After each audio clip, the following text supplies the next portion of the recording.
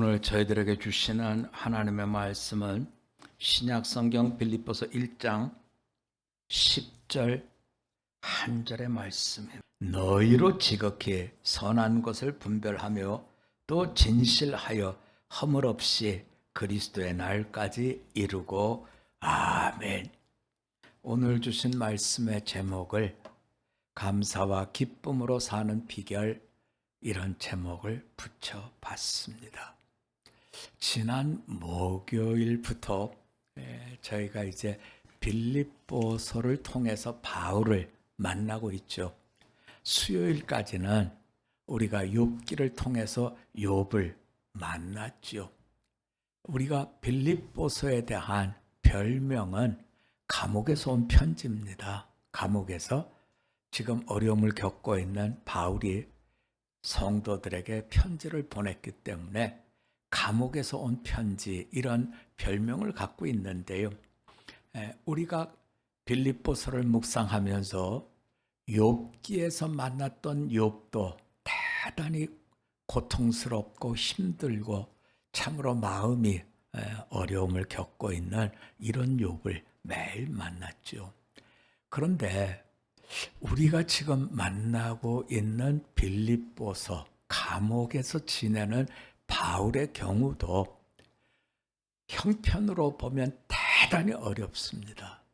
우여곡절 끝에 로마의 감옥에 들게 됐고, 그때까지의 과정이 배를 타고 가다가 파선도 되고 두드려 맞기도 하고 참으로 쉽지 않은 이런 일을 겪었지만, 우리가 빌립보서를 열고 보면 이게 바울이 쓴 편지가 맞나 할 정도로 당황스러운 것은 기쁨과 감사에 대한 표현들이 처음부터 끝까지 꽉 차 있습니다.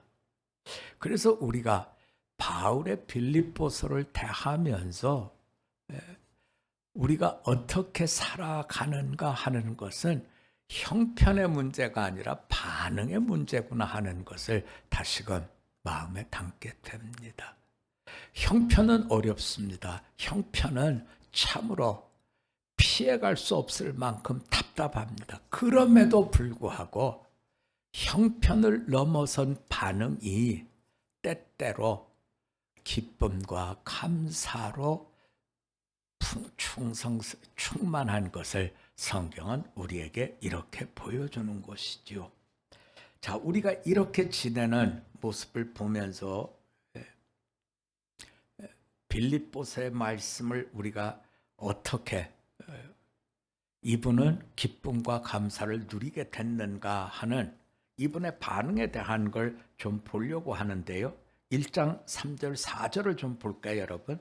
내가 너희를 생각할 때마다 나의 하나님께 감사하며 간구할 때마다 너희 무리를 위하여 기쁨으로 항상 간구함은, 이렇게 지금 편지를 쓰고 있습니다. 감사합니다. 기쁩니다. 내가 날마다 기도하면서 감사하고 기쁜 이 마음으로 살아갑니다. 이렇게 지금 들려주고 있는데요. 자, 어떻게 바울은 이렇게 날마다 감사와 날마다 기쁨이 마르지 않는 삶을 살 수 있었을까? 지난 수요일 날, 20일 날 우리가 논현동 성전 착공계를 받았어요. 그래서 20일 날 막 좋아하고 막 기뻐야 되는데 좋아하고 기뻐지지가 않고 오히려 멍해지더라. 왜냐하면 우리가 건축 허가를 받은 게 3월이에요. 그리고 우리가 착공계를 집어넣은 게 5월입니다. 그런데 그 착공계를 그분들이 이렇게 소리를 돌리는 기한이 있는데 그게 3일이에요, 여러분. 왜냐하면 이미 건축 허가를 내줬기 때문에 착공에 대한 건 문제될 게 없기 때문에 착공계를 내주는 기간은 3일인데 5월에 착공계를 냈는데 12월에 받았어요. 그러니까 이 세월이 쫙 이렇게 지나가는데 야 좋다가 아니라 뭐가 뭔지 모르겠는데 멍해지는 거예요. 지나간 그날들의 모습을 보면서 참 우여곡절도 많았다. 시행착오도 많았다. 그러면서도 마음속에 아유 그래도 감사해야지 하는 마음이 들더라고요. 그러면서 이제 착공계를 받고 기도를 하나님께 드리는 겁니다. 하나님, 우리가 노년 성전에서 감당해야 될 하나님이 우리에게 주신 그 미션을 생각할 때 저희는 그저 감사하고 감사할 뿐입니다 하는 기도와 고백이 저절로 나오더라고요. 세상은 참 빨리 변해요. 저희가 일산에서 센터를 시작할 때만 해도 앞으로 한국의 문제는 노인의 문제다 하는 생각이 별로 없었습니다. 그런데 지금은 온 나라가 관심을 갖고 접근하는 게 노인 문제, 노인 어떻게 할 거냐. 나이는 노인인데 너무 건강하신 거예요. 너무 건강하시. 그래서 저희 친구들도 보면 나이상으로는 다 노인이에요. 뭐 지하철도 아무도 돈 주고 타는 사람이 없고요. 다 무료로 타고 뭐 어디 가면 이제는 깎아주는 그런 대열에 들어섰지만 보면 너무나 건강한 거예요. 그래서 이 급변하는 노인 이 변화에 대한 걸 어떻게 해야지 하는데 소가 뒷걸음질 치다가 쥐를 잡은 것처럼 이미 노인들의 복음과 신앙에 관한 모습을 어떻게 만들어 가야 되나 하는 것을 일산센터에서 지금 하고 있어요. 찬양을 합니다. 그분들이 보고 싶은 영화를 보게 해줍니다. 또 그분들이 원하는 곳에 가서 찬양으로 선교, 전도를 할 수 있게 길을 열어드립니다. 앞으로 한국교회가 노인의 문제를 어떻게 다뤄야 될까 하는 것을 저희가 거기서 해보고 있고요. 또 우리가 청소년이죠. 초등학교 한 2, 3학년서부터 고등학생까지 그들을 위한 카페를 우리가 거기서 이미 시작을 하고 있어요. 많이 바뀌었어요. 아이들이 우리도 지금 애들 예배를 못 드립니다만 그곳에서 수고하는 분들의 이야기는 부모님이 교회 못 가게 한다는 거예요. 그럼 어딜 가야 되느냐? 학원에 가는 거죠. 학원에 가야 되기 때문에 교회를 엄마가 못 가게 해서 못 간다. 그러면 우리가 생각해 볼 수 있는 것은 야, 그 엄마 참 못됐다. 이렇게 갈 거냐? 아니면 이것이 현실이니까 이런 속에서 아이들에게 어떻게 복음을 주고 어떻게 아이들의 심령 속에 신앙의 모든 것들을 심어줄 수 있을까 하는 것을 이미 일산에서는 시작하고 있다는 거죠. 우리가 알고 시작한 건 아니에요.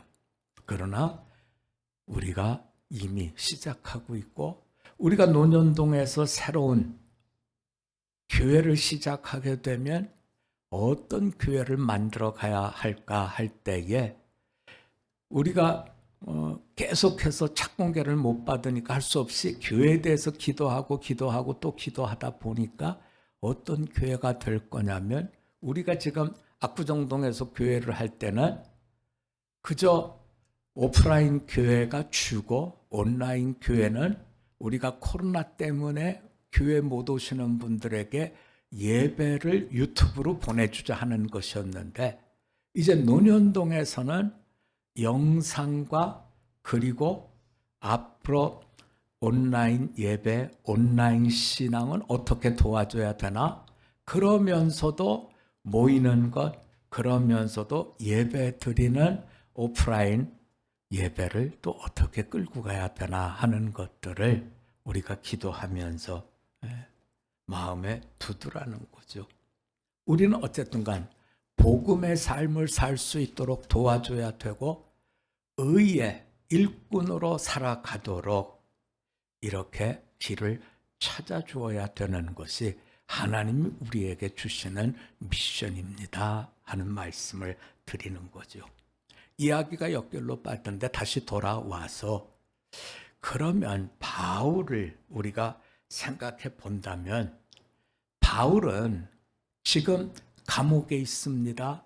복음을 전하면서 참 많은 어려움을 겪었습니다. 말씀드린 대로 물에도 빠졌고 매도 맞았고 짐승한테 물려 죽을 뻔했고 유대인들에 의해서 쫓겨 도망도 다녔고 하는 이 모든 어려움을 겪었는데 그럼에도 불구하고 감옥에 있는 바울은 나는 기뻐요. 나는 감사합니다. 나는 당신들을 위해서 기도합니다. 이런 신앙에 단단하게 선 모습을 보여주고 있는데요. 자, 어떤 부분이 바울로 하여금 이렇게 단단한 신앙인으로 설 수 있게 됐을까? 우리가 아는 대로 바울에 대해서는 두 가지를 우리가 마음에 두면 좋을 것. 첫 번째는 바울은 다메섹에서 예수님을 만난 것이 그의 인생에서는 그것이 거의 전부입니다. 다시 말하면 예수님에 대해서 만나본 적이 없고 들어서 알았거나 보아서 알았던 것이지 별반 아는 것이 없다는 거예요.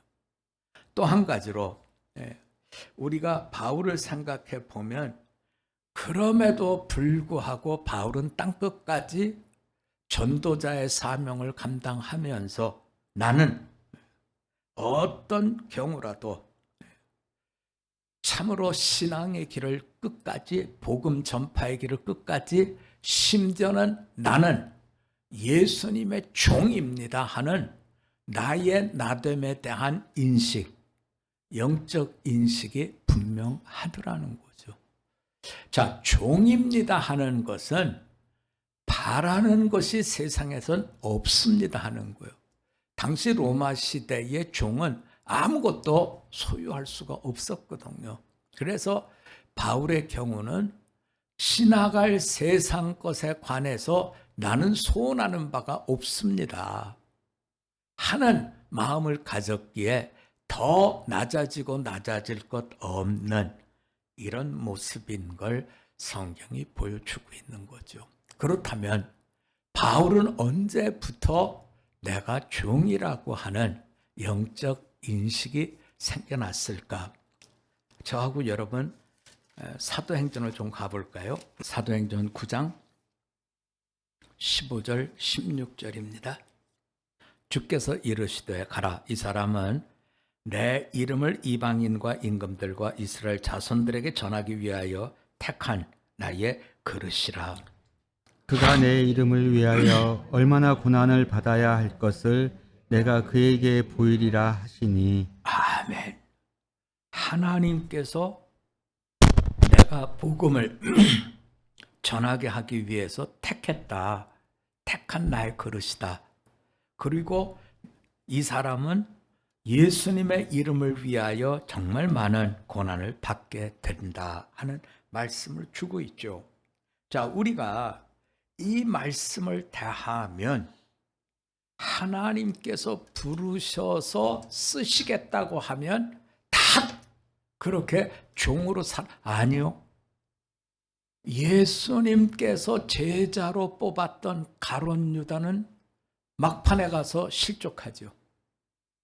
또 초대교회에서 인정받았던 아나니아와 삽비라고 하는 부부는 재산을 갖고 있다가 내가 하나님에게 드립니다 해서 팔아서 하나님께 드렸다가 마음이 우글우글해서 그중 얼마를 숨겼다가 생명을 잃는, 자, 하나님께서 부르시긴 분명히 했는데 가룟 유다도 아나니아와 삽비라 부부도 무너졌다고 하는 걸 성경이 우리들에게 보여주고 있어요. 자, 그렇다면 가룟 유다가 넘어진 지점은 어디냐면 가룟 유다는 예수님의 십자가 직전에서 무너졌어요. 지금도 유대인들이 예수를 못 믿는 건 십자가 때문에 못 믿어요. 예수님이 훌륭하다는 거 아멘. 예수님께서 많은 기적을 행했다는 거 아멘. 다 아멘이에요. 그런데 예수님이 죽었다. 메시아가 죽었다. 이건 못 받아들이는 거예요. 메시아는 죽으면 안 되거든. 그런데 가룟 유다도 거기서 무너지는데 왜 무너졌을까? 무너진 이유는 예수님의 십자가 죽으심은 나를 대신해서 죽은 대속의 십자가라고 하는 이 부분이 형성이 안 돼 있었던 거죠. 더 나아가서 아나니아와 삽비라의 경우는 예수님의 십자가 아멘, 예수님의 부활 아멘. 그런데 어디서 무너졌냐면 복음의 삶을 살아라 주님 다시 오시는 날까지, 주님의 재림의 그날까지 우리는 복음의 삶을 살아야 되는데 아나니아와 삽비라는 지나갈 것을 붙들고 그날을 향해서 나가지 못하다가 꽝 하고 무너졌습니다 하는 거죠. 분명히 주님은 바울에 대해서 얘기를 하죠. 내 이름을 이방인 임금 이스라엘 자손들에게 전파하도록 택한 나의 그릇이다. 다시 말하면 하나님께서 부르셔서 주님의 날, 재림의 날이 오기까지 내가 이 사람을 부르고 가게 하겠다 하는 걸 들려주고 있죠. 그래서 바울은 다시 빌립보서로 가봅니다. 6절입니다. 이 부분에 대해서 이렇게 들려주고 있어요. 빌립보서 1장 6절입니다. 너희 안에서 착한 일을 시작하신 이가 그리스도 예수의 날까지 이루실 줄을 우리는 확신합니다. 그리스도의 날, 다시 말하면 주님께서 재림하시는 그날까지 구원에 시작하여 복음의 전파를 통해서 하나님의 나라를 세우고 확장해가는 모든 일이 완결지어지는 것이 언제입니까? 주님께서 재림하시는 그리스도 예수의 날, 주님께서 다시 오시는 그 날 이루어지는 것을 여기서 이렇게 보여주고 있죠. 그래서 바울은 우리들에게 어떤 것을 얘기해 주느냐면 감사하고 기뻐하는 삶이라는 것은 세상은 사람에 의해서 핸들링 되어 움직여가는 것이 아니라 사람들이 앞에서 끌고 가고 사람들이 앞에서 뭔가 만들어가는 것 같은데 아니라는 거예요. 하나님께서 이끌어 가시고 계시더라는 거죠. 그래서 권력을 가진 사람, 부를 가진 사람, 군대 힘을 가진 사람들이 움직여가는 것이 아니라 하나님께서 이끌어 가시고 하나님께서 모든 걸 완결시켜 주시고 있습니다 하는 것을 분명히 마음속에 두고 있다는 거예요. 지난 주중에 우연히 그 EBS에서 해주는 프로그램을 보다가 왜 이스라엘하고 팔레스틴하고 이렇게 죽도록 싸우는가, 이 죽도록 싸우는 이 문제를 어떻게 우리가 들여다봐야 되고 어떻게 해법을 찾아야 될까 하는 이야기를 거기서 쭉 풀어주는데요. 이스라엘과 팔레스틴 얘기는 지금부터 한참 밑으로 내려가서 100여 년 전 얘기부터 시작이 되더라고요. 제1차 세계대전, 지금부터 100여 년 전 얘기죠. 그때 영국하고 프랑스하고 한편이고 독일하고 오스트리아하고 한편인데 제1차 세계대전이 터졌죠. 그런데 이제 한참 가다가 영국이 어려워졌어요. 그럴 때 누구의 도움을 받게 되냐면 유대인 부호의 도움을 받는데 저도 깜짝 놀란 게 유대인들이 금융을 갖고 있다, 돈이 많다는 건 알았지만 한 나라의 금고 속에 들어있는 돈보다 유대인 한 가문이 갖고 있는 돈이 더 많습니다 하는데 깜짝 놀랐어요. 이야, 나라를 움직여 갈 만큼의 돈이 있구나. 그래서 영국이 전쟁을 하면서 재물이 고갈이 되니까 거기서 악수를 하고 돈을 주지요. 이분들이 나중에 팔레스틴에 유대인 정착촌을 만드는 일에 영국이 인정해주고, 물론 그 뒤에는 미국도 인정해주고, 그 뒤에는 이들이 다 이제 난처해지니까 또 어떤 일에 도움을 주냐면 유엔에서 그 문제를 통과시키고 문제를 해결하도록 길을 열어준 것을 프로그램이 보여주더라고요. 저도 몰랐는데 처음 알았던 사건 중에 하나는 왜 저토록 이 팔레스틴과 유대인들이 문제가 안 풀어지는 그 원인이 어디 있나 보니까 러시아에 살고 있던 유대인들이 이제 처음에는 러시아에서 살기가 괜찮았는데 이게 소련이 생기면서부터 자꾸 핍박을 받으니까 그 사람들이 팔레스틴으로 내려옵니다. 그때 내려온 분들 때문에 결국에 팔레스틴 정착촌이라고 하는 것이 그 팔레스틴 사람들을 다 몰아내는, 얼마나 많이 왔냐면 처음에 팔레스틴에 유대인들이 살 때는 만 몇천 명이었대요. 그런데 러시아에 있는 사람들이 몰려올 때, 물론 그 중간에 유럽에서 내려온 게 먼저입니다만 러시아에서 유대인들이 귀향을 했는데 200만 명. 그러니까 거기서부터는 서로 땅을 논아 가질 수가 없는 거죠. 너무 많으니까.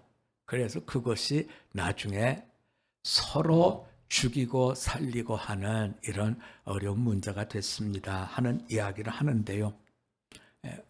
저는 그 프로그램을 보면서 이분들이 돈을 가지고 이분들이 영국과 미국을 등에 업고 뒤에서 조종을 하고 막후에서 조종을 해서 팔레스틴 땅을 가진 것처럼 생각하지만 저는 그렇게 보는 쪽은 아니에요. 역사를 움직이시는 분은 누구라고요? 하나님이시라. 우리가 알지 못하는 것이지만 지금 그들은 전쟁을 하고 있고 이것이 평화의 땅으로 만들어지려고 하면 이것은 사람이 이루어내지를 못한다는 거죠. 팔레스틴의 평화를 세우기 위해서 애썼던 사람 중에 한 분이 이집트의 나세르라고 하는 대통령인데 평화 조약을 맺고 이제는 평화가 왔다 그러는데 암살당하죠. 군대 퍼레이드를 하다가 그 사람들에 의해서 암살당하고, 또 암살은 누구도 당하냐면 이스라엘의 총리도 그 데이트 캠프에서 다 평화조약을 맺고 난 뒤에 돌아와서 이스라엘 사람에 의해서 또 죽임을 당하지요. 그래서 사람들이 말로는 평화를 원한다 하지만 실제로 평화조약을 맺은 대통령과 총리는 양쪽에서 다 이렇게 죽었던 것을 성경이 또한 우리에게 보여주시고 있습니다. 이야기가 딴 데로 간 것 같지만 우리가 마음속에 두셔야 될 것은 모든 일들은 사람이 이끌어가는 것 같지만 하나님께서 이끄시는 것이요, 하나님이 이끌어 주시는 건 어디가 그러면 세상에서는 끝입니까? 종말입니까? 예수 그리스도의 날이 종말입니다 하는 것을 성경이 우리에게 이렇게 보여주고 있습니다. 우리가 이 부분에 대한 말씀을 생각하면서 이제 결론부의 말씀을 드리려고 합니다. 주님 오시는 날까지, 재림의 그날까지 주님이 이끄는 세상을 우리가 살아갑니다. 지금 우리가 기뻐하고 우리가 슬퍼하고 우리가 감격하고 우리가 가슴 애통해하는 모든 것들은 좋은 비유가 될지는 모르겠습니다만 서울에서 부산으로 가는 KTX를 탔다고 한번 생각해 보자는 거예요. 여러분, 여기서 KTX를 타면 첫 번째 대부분의 정거장은 대전입니다. 그 대전에 서기 전까지 천안도 지나가고 영등포도 지나가고 수원도 지나가고 그냥 지나갑니다. 그렇게 해서 대전에 잠깐 멈췄다가 기차는 또 떠납니다. 그래서 대전에서 추풍령 지나가고 어디도 지나가다가 대구 갔다가 동대구에서 잠깐 섭니다. 그리고 난 뒤에 기차는 다시 출발해서 그 다음에 어디 섰다가 마지막에 부산역 종착역에 간 뒤에 거기에서 마지막 서게 된다는 거죠. 마치 우리들의 인생사가 기차를 타고 지나가는 역을 차창으로 본 것처럼 우리가 기뻐하고 슬퍼하고 속상해하는 것들은 지나가는 것들이라는 거죠. 지나가는 것 때문에 마음 상해하지 말고 마지막 때 우리의 모든 생명에 관한 삶의 모든 것들을 하나님께서 펼쳐보시면서 심판하실 예수의 날의 종착점을 보면서 우리는 감사하고 기뻐하고 주님께서 이끄시면서 이루어 가시는 이것을 보고 기뻐하는 자의 삶을 잘 누려갑시다. 지나갈 것 때문에 마음 상하지 말고 복음의 삶을 잘 이루는 우리 모두가 되실 수 있기를 주님의 이름으로 부탁드립니다. 우리 한번 같이 기도드리겠습니다. 하나님 아버지, 서울에서 부산 가는 기차를 타면 차창으로는 여러 가지 역들이 보이지만 보이는 그것들을 떠나서 우리는 마지막 종착역, 인도하시는 하나님께서 주신 예수 그리스도의 날까지 달려가야 됨을 말씀으로 일깨워 주시니 감사드립니다.